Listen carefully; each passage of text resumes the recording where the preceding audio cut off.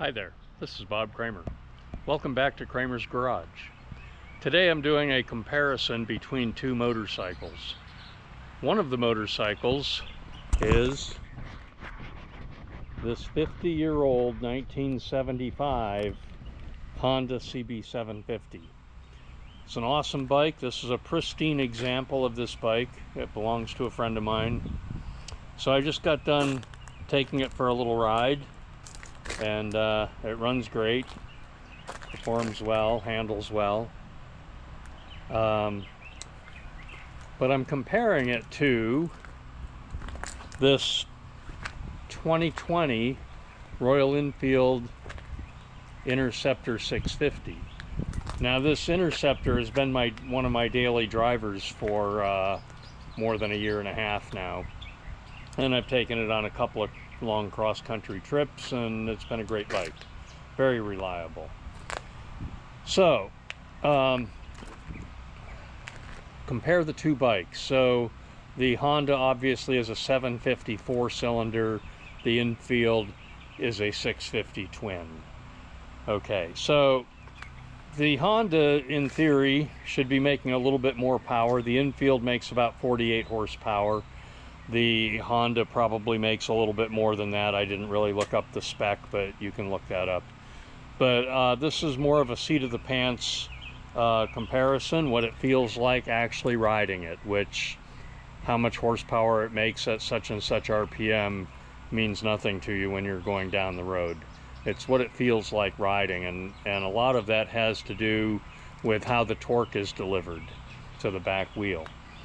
Okay, so the first thing you're going to notice on the Honda is it's a carbureted engine. So when you start it up, it takes a couple minutes to warm up before the idle completely smooths out and it's ready to ride.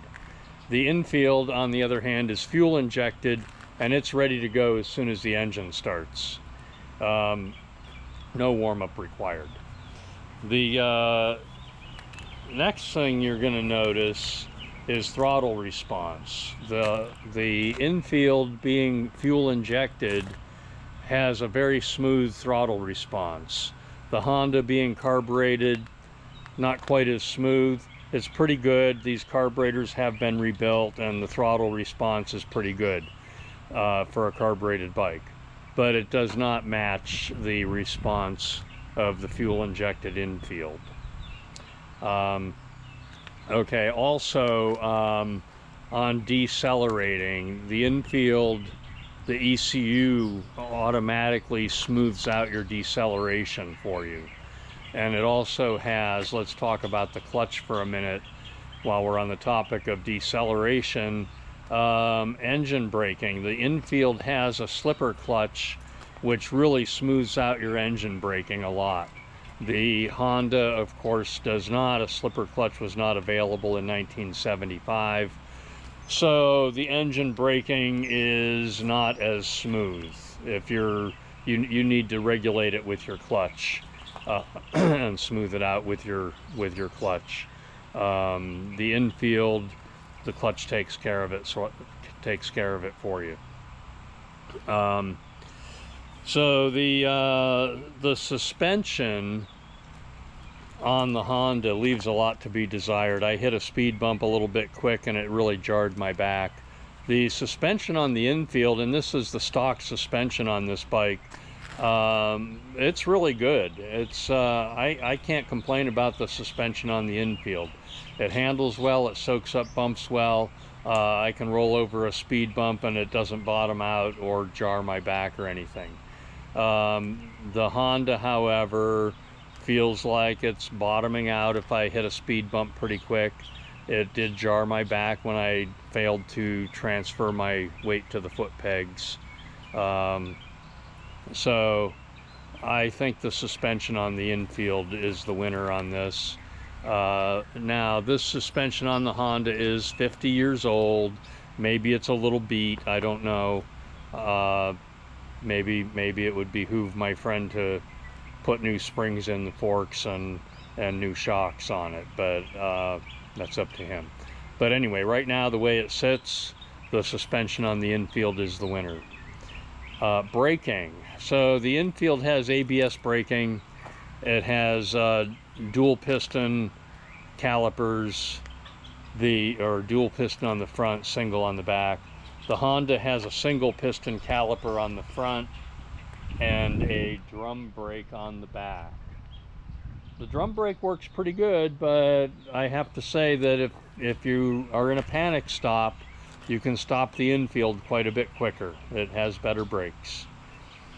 So the torque, let's talk about the low end torque. The Honda redlines at 9,500 RPM. The Enfield redlines at 7,500. The torque delivery on the Enfield is very good and noticeable at 2,500 RPM. Enfield claims that it delivers 85% of max torque at 2,500 RPM. The torque on the Honda comes on much later. It's up around 4,000 and then it really comes on strong. So I would say the low end torque isn't terrible on the Honda, but it is a little better on the Enfield.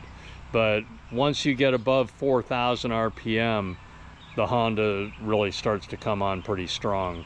The Enfield also, it hits peak torque probably around 4,000, maybe 4,500, and then it starts to actually taper off. The Honda's still delivering torque up into like probably 6,000 or more. But anyway, you can look up torque curves and verify me on that, see if the seat of my pants is verified by the torque curves. Royal Enfield really prides itself on its transmission. It's very smooth. I'm not sure if it's the smoothest one in the industry, but it is a very smooth transmission. Occasionally I hit a false neutral, not often. I probably hit a false neutral on my 40-year-old Goldwing a little bit more often than I do on the Enfield. On the CB750, I was pleasantly surprised. The transmission on this bike is also butter smooth. It's 5 speeds, whereas the Enfield is 6. But since this has such a high red line, I suppose 5th gear is plenty. But anyway, yeah, the transmission on this bike is butter smooth. It might be a little smoother than the Enfield, and I rode it for several miles and I never hit a false neutral on it.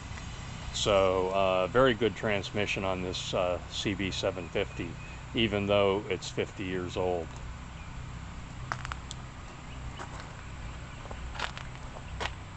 Wheels are spoked wheels on both bikes. I converted the Enfield to a tubeless setup last year, and I made a video about it, converting spoked rims to a tubeless tire, and they've been working really well, and I think I could probably do that on the old 750 as well. However, the 750 might not have a hook bead rim, so it might be a little less compatible with a tubeless tire. I'm going to be doing a tubeless conversion on the 77 Goldwing project, and that has wheels that are similar to the 75 CB750, and they are not a hook bead rim. So I'm gonna try that as an experiment, and so stay tuned for that video. That'll be coming out soon, maybe in a couple weeks. So anyway, yeah, tubeless conversion on the Enfield. It's been doing really good. I hardly ever have to add air to them, they're so good. But anyway, on the Honda it has tubes in it, and it has steel rims too. The Enfield has aluminum rims, so they're a little bit lighter, which may add a little bit to the feel of performance. Aluminum rim or steel rims, of course, are heavier, so they're going to slow down the acceleration a tiny bit. Maybe that's part of what I'm noticing, is in terms of the low-end RPM acceleration.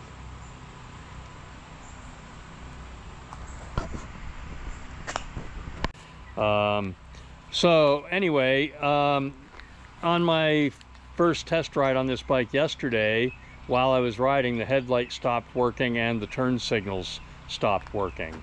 So the turn signal flasher suddenly seized up and remained closed, and one of the bullet connectors for the turn signal came apart and rendered the whole system not working. The headlight also stopped working, and I discovered that one of the connections, again a bullet connector, had overheated and burned up, literally. The plastic insulator on the connector was literally melted, and it was no longer making connection. So I repaired those two issues and everything's working now. So let's talk a little bit about reliability. Now, I've ridden a lot of old motorcycles. One of my other daily driver is actually a 1983 Honda Goldwing, the GL 1100. This bike I've been riding for 9 years now. It's been completely reliable. It's never left me stranded. It's never broken down on the road.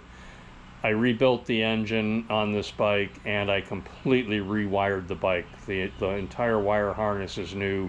All the electronic components are new. It has a Moto Gadget computer in it controlling the electronics, and it works great. In my mind, if you want a 50-year-old or a 40-year-old motorcycle to be reliable as a daily driver, you need to update the electronics. You need to rewire the bike and replace the old regulators and rectifiers and all the old stuff that's 50 years old and may or may not, work long term. It may leave you stranded somewhere. Connections get corroded, they break, they overheat, they develop resistance and overheat and melt and burn, like that headlight connection yesterday. So in my mind, if you want complete reliability and want your 50-year-old motorcycle to be a daily driver, you need to rewire the bike. Old electronics and old wires and old connections just don't lead to good reliability. So of course the Enfield's only 5 years old. It has modern electronics, it has electronic fuel injection, and it's just been awesome. All right, well, I'm going to end this video now. I have to say, in terms of a daily driver, right now, the way they sit, the Enfield is the winner. The Honda 750, it could be a daily driver. Oh, one thing I forgot to mention is fuel mileage. I get a 62, 63 miles per gallon on the Enfield. I don't believe the Honda 750 will get more than about 40 or 45 at the most. But anyway, so for a daily driver, the modern motorcycle will beat an old motorcycle hands down, unless the motorcycle has been fully updated and restored and rewired so that it can be totally reliable. On that Honda, if it was going to be my daily driver, I would do some work on the suspension as well. I would try to get the full travel. The front fork doesn't seem to have its full travel. It acts like the spring is sagging too much.